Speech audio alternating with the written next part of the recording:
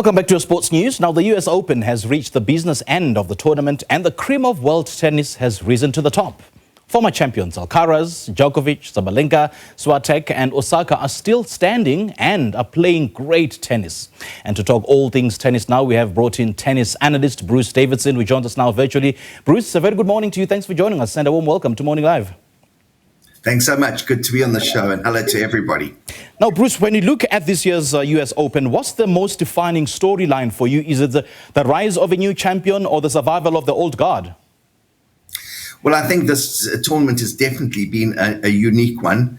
Number one, the mixed doubles tournament changed dramatically, and it was the first time ever that a mixed doubles was played to the way the U.S. Open did before the start of the main tournament proper during the qualifying. Second of all, we've seen a group of young players coming through, but we've also seen an incredible strength of the old players, and we can see Djokovic now beating Taylor Fritz, how some of these older players are still proving to everybody that they are still a force to reckon with.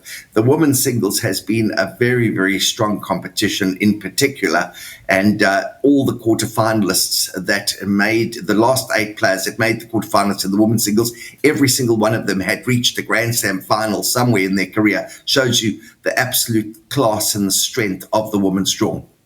Let's talk Carlos Alcaraz. I mean, what is he doing tactically this fortnight that shows that he's still evolving as a champion? He's definitely focused. He's got an incredible team around him. He's chosen a very smart hotel where he's got all the facilities available to him, and he is exploding on that court. He loves the hard courts. He's one of the few Spaniards that's able to play on all surfaces. We've seen him win on clay, win on grass, win on hard court, and he's cut his hair very short, as we've all seen that new trendy hairstyle, and he's really focused. This is a tournament that he wants to win, and he's got a tough next 2 or 3 rounds ahead of him, because at this business end of the tournament, when we get to the quarterfinals, it becomes anybody's game. And then Novak Djokovic, on the other hand, seems to find another gear at the majors. At age 38, what really allows him, to keep matching and often outlasting the younger generation at this stage of the tournament? Well, Djokovic has always impressed everybody. He's probably one of the fittest, if not the fittest player on the circuit. Right.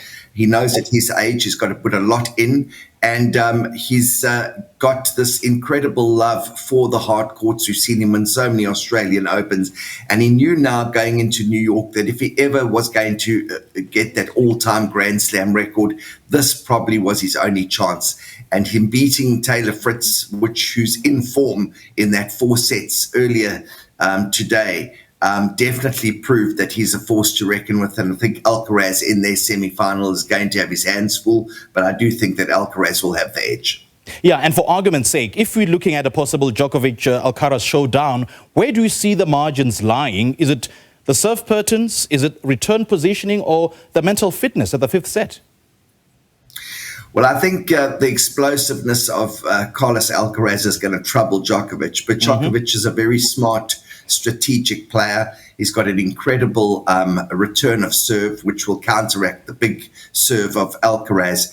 But it's going to be the survival of the fittest. The temperatures are expected to rise a little bit. It's brash, New York, with all those people there and the noise. You've got to be really, really on top of your game to win. It's going to be an interesting encounter. I'm looking forward to it. And on to the women's draw now. Aryna Sabalenka has powered her way through so far, but what's really different about her, about her control of aggression this time around?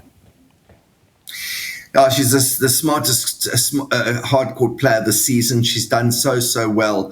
Very, very sad that she couldn't play this quarterfinal match against Vondrousova. Vondrousova just 2 hours before the match had to withdraw due to a knee injury. I don't think that's helped Aryna Sabalenka. It is rested her going into the semi-finals, but the the thing is, you want to play some matches in order to be sharp for your semi-finals. So that was a surprising result there for Aryna Sabalenka, but she's still the favourite to win the tournament. I think the danger person now is going to be Naomi Osaka, and we'll wait to see what happens when she plays in her quarter-final match. You're quite right there. I mean, Naomi Osaka's comeback is one of the big storylines. But what are you seeing in her game technically and mentally that suggests that, she can still live with the very best?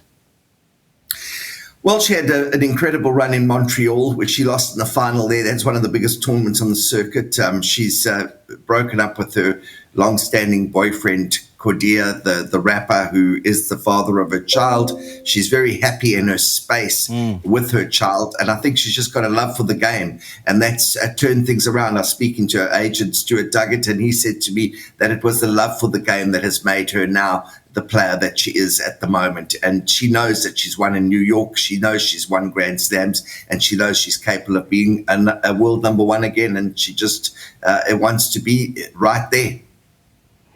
Now, I don't want to sound controversial, but if these three collide in the semi-finals or even the final, which matchup excites you the most and why? Well, I think that if Iga Swiatek wins and so does Naomi Osaka win, that's going to be a blockbuster.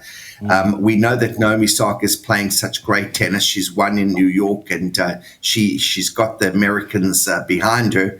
But it's going to be the match to watch. I also think that the Sabalenka-Pegula match could be a really good one too. All right, blockbuster match. We'll definitely see. Thank you so much for joining us, Bruce.